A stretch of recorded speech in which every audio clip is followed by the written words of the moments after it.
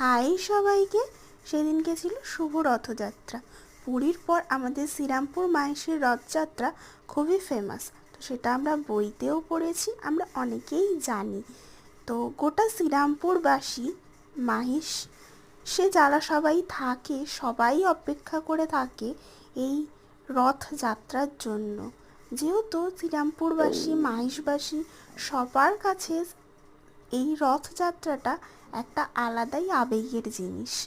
তো রথ দেখতে সেদিনকে গেছিলাম আমি, দাদা, ঈশিতা দিদি, তিনজনে। তো রথ টান দেখছিলাম।